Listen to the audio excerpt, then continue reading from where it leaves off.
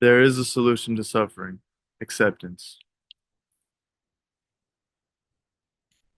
Now, I want to kick this talk off with a short story. About a month ago, it was my close friend's birthday, and we decided we were going to go to the beach for his birthday.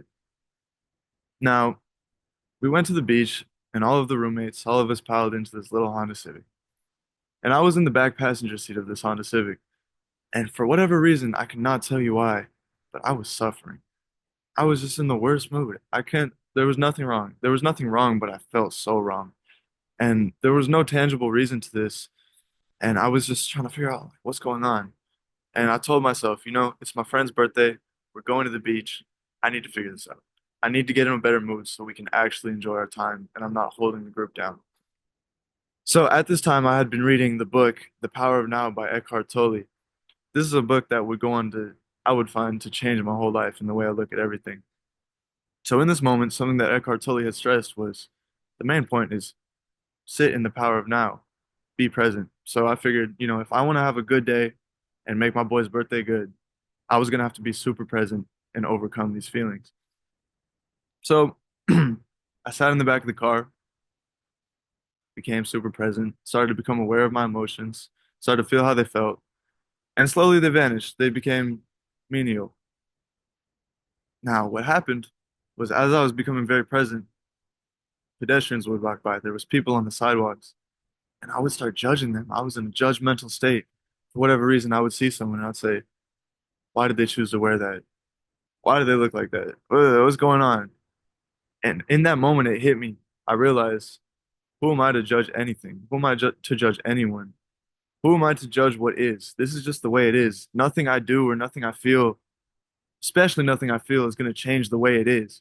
Nothing's going to change the way this person looks walking down the street. No, nothing's going to change the way they're walking down the street. And then in that moment, it hit me. To be present and to be non-judgmental is what's going to put you in the flow state. And in that moment, I entered the flow state. I was deeply in a beautiful state of mind. And it started to feel as if everyone clicked in that state. All of my roommates in the car, we were in the best vibe. We went on to have the best beach day. That shit was amazing, bro. Like one of the best days ever. Just everyone locked in harmony. So we get to the beach, Santa Monica. We're on the road there just looking over the beach and we see the school of dolphins swimming. They were like, bro, like 10 feet from the shore, it felt like. And my boy Matt, whose his birthday was, he said, bro, let's go swim with them. Like we can go down there. So I was like, yeah, bro, let's do it. It's open. So we go down there, down to the beach. By the time we get there, the dolphins are gone. We don't get the chance to swim with them. But the key point is I was open to swimming with them. I was in the moment and I was open. And I shared with my friend how deeply fulfilled I was in this moment because I was present. And I was like, bro, I figured out how to get into the flow state. Because there's been many times in my life where I've been in the flow state and I'm like, damn, why is everything clicking? Why is it going so well? And in this moment, I realized and I told him the way to get into the flow state is by being present and open. And you're going to have a fulfilling life if you can just be present and open to the opportunities in front of you. Like we had the chance to swim with these dolphins. But what he said is what really stuck with me and my reason for giving this whole talk. What he said started my pondering on the topic of acceptance and suffering. He said this: I feel that the most important thing is accepting that anything can and may happen. What's key about this is the wording. So you may see that the word may is in capitals. The reason I have may in capitals is because of what it implies. So the word may implies that it's okay. It implies acceptance in the name. Read it. Accepting that anything can and may happen. It may happen. I allow it. When someone says can I do this? You say, you may. It's acceptance. It's allowing it. It's okay. Same with the word can. It can happen. I'm allowing it. You're taking responsibility over that and saying, this is okay. And the thing about this mindset that's so powerful is you're going to be ready for anything. If you can accept that anything can and may happen, nothing can phase you because you've already in your head internalized that anything can happen. And that's super powerful. Now, to really kickstart this talk, we have to talk about what is suffering. What is suffering itself? So, for me, when I think of suffering, I get images of something like this lady here. Gears turning in the head, suffering, struggling, the mind just full of crap. So what is this? This is the tarot card Mind from the Osho Zen Tarot deck. Osho was a Zen teacher, and he designed his own tarot deck, and this was a deck that I possess and I have. But every time I see this card, it just feels like suffering. Like this looks like the worst case scenario of the state to be in. Just your head is overactive, struggling. So what this card makes me think of, since this is the embodiment of suffering to me, that suffering is not a single event. Suffering is not a single event or pain of trauma. Some people might think, I had pain inflicted on me. I had this moment of trauma and now I'm suffering. But the suffering is not the event. You don't suffer from the event. What you really suffer from is the internalization of this event, the fixation on this moment. You have pain inflicted on you. You start struggling. You start saying, you get all in your head and you can start wrapping around it. And that's what the suffering is. The suffering, that's what I want you to understand is that the suffering is not the moment. The suffering is the mental aspect. That's why this is the card, the mind. So how do we end suffering? Well, here's what the Buddha says. This is the third noble truth from the Four Noble Truths of Buddhism. The cessation of dukkha, which is suffering, comes from the cessation of craving. Now, this is what I grew up learning. This is what I was taught is suffering comes from desire. But I started pondering on the topic of acceptance, and something didn't sit right with me about this definition. It's obviously not a bad definition, and there's a lot of truth to it, but I think a more nuanced definition is adequate for the 21st century. We live in a world where we have to do shit. Like we gotta move forward. Like we gotta have a job, we gotta have goals. We have to want things if we want to be successful and sustain a family, sustain a life in this world.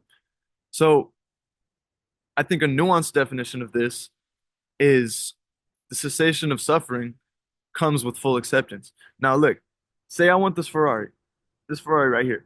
Say this is my dream car. I want this shit. It's the coolest car ever to me. I can desire this Ferrari. I can crave this Ferrari without suffering. All that it has to be is to come with acceptance. I can set my attention saying, I want this Ferrari and I'm going to work every day of my life to get this Ferrari. You can have that intention, but with the nuance of I accept where I'm at, and where I'm at is without a Ferrari and working towards a Ferrari. You can work every day in your life towards this Ferrari, never get the Ferrari, but still never suffer because you have been in a state of acceptance. You're in that state of it's okay. I am where I am. So I believe that acceptance is really the key here rather than craving. So there are two levels of acceptance that are beneficial. The first level of acceptance, that is, first we have to understand if we want to do anything, because we live in a mind-dominated suffering complex. The first level of acceptance is the rational level. So this level helps us cope with suffering that comes from a past or future source, right? I'll give some examples. A past source. To end suffering from past source, we need to accept the things that have happened and understand that they do not move forward and they don't carry with us. They don't need to. For example, say your brother dies. Your brother has died. This could cause you suffering, and the reason you're suffering is because you cannot accept a life without your brother in this world. You cannot accept that. So what you need to do is rationalize and rationally accept that this is what happened. There's nothing I can do about it. I need to go forward just in this state. And I need to accept that he's not on this earth. The more resistance we put into, I can't bear it, I can't do it, I can't live without them, whatever it may be, you're going to make yourself suffer. The gears will start turning in your mind and turn you to that tarot card.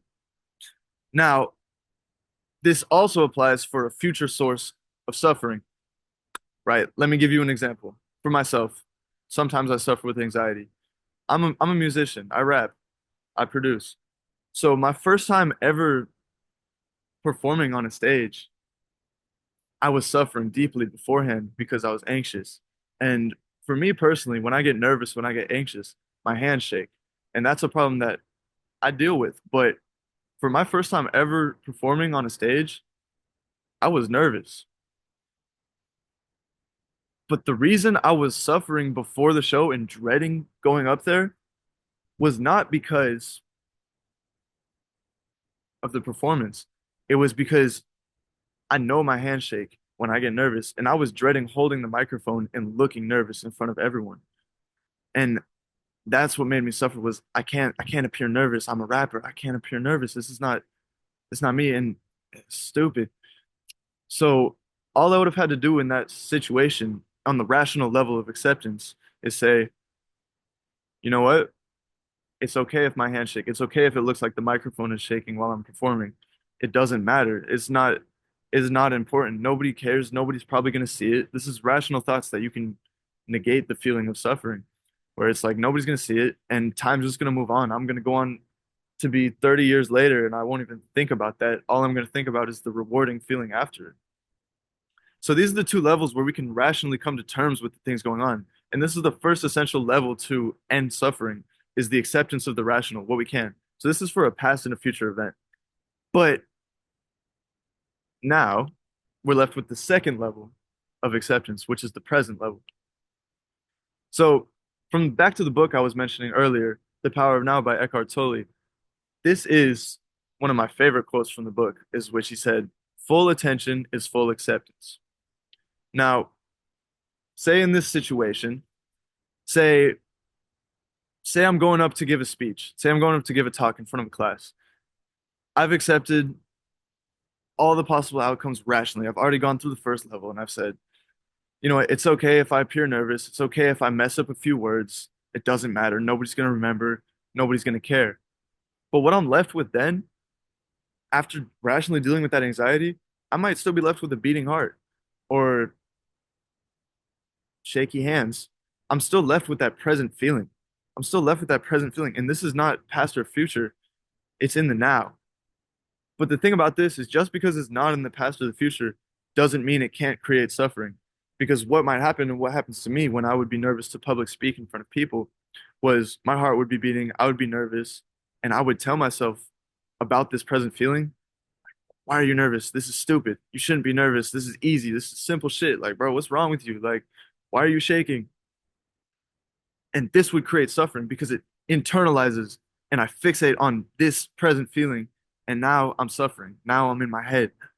And that's from a present event, not a past or future, because I've already rationalized those two things. So, for a present feeling not to create mental suffering, you cannot resist that feeling. You must give that feeling full attention, full acceptance. You're going to feel your heart, you're going to sit there, and you're not going to be thinking about, I'm worried about this is going on, this is going to happen while I perform or while I give a speech because you've already rationally accepted it. But you're going to sit there and feel your heart. You're going to feel it beat and you're going to let it beat. That's the difference because beforehand, when I didn't know this, when I wasn't reading The Power of Now, highly recommend the book. When I wasn't reading it, I would fixate and I would say, what's going on? Why? Why am I nervous? I shouldn't be nervous. I'm better than this. But you're not better than that because this is your experience. You can't be better than what is. You can't be better than your experience. So what you have to do is just let your heart beat, let your hands shake, let whatever you feel it, and give your full 100% attention to it. And chances are it will either go away quickly or you're still going to feel it. You're going to feel it up until you do whatever that is. But the key difference here is you've accepted it. It's okay. It's fine if you shake. It's fine if you're nervous. It's fine if you're hurting. It's fine if your heart's broken. It's all okay.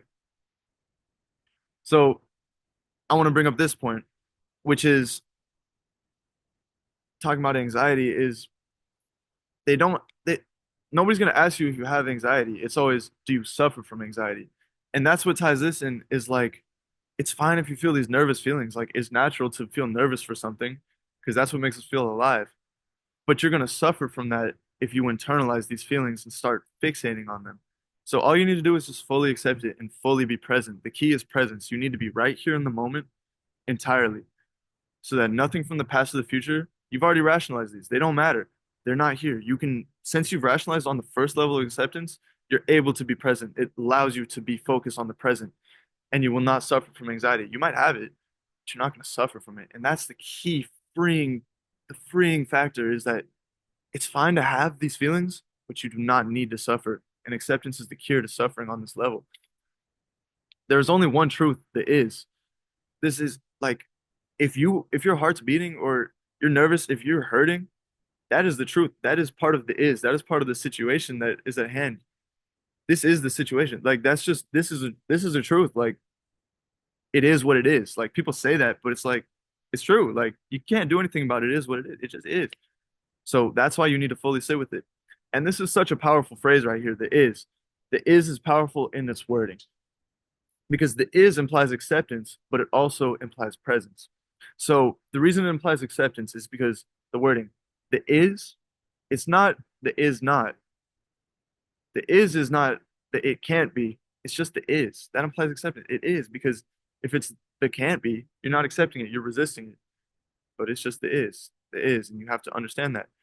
And it implies presence on this level because the is not the was, and the is not the will be. It's the is. It's right here in this moment, and it's allowed to be as it is.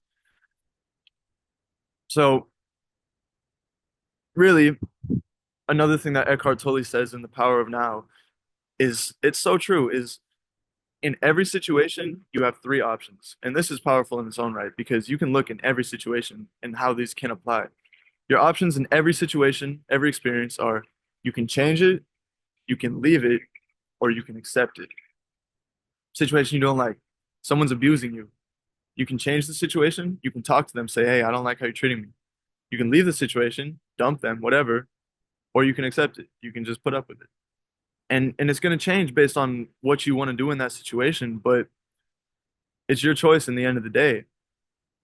But the key is acceptance still, because Eckhart Tolle gave the example in his book where he said, say you're caught in quicksand. You're stuck in this quicksand. You don't want to be in this quicksand. You don't want to die in the quicksand. First, what you have to do is accept, well, shit, I'm in quicksand. And then you can make the steps to change it. So acceptance is the root of everything here. Even though you have these three options, it still comes from acceptance. Now, I just want to leave you with this, something that I feel is very true. When you think about it, the secret of life is to live it. What else could it be? Really think about that. The secret to life is to live it. And I feel myself, after applying these principles of acceptance, the two levels of acceptance, being present, the power of now, these mental shifts to allow me to be super present and super accepting have made me understand that when you are a fully functioning human mechanism and everything is working as to the highest degree of efficiency, life just lives itself. And that's what life is. It's supposed to just live itself. We are life living itself. And that's what I want to leave you with. This has been my talk. Thank you. Thank you for listening and stay blessed.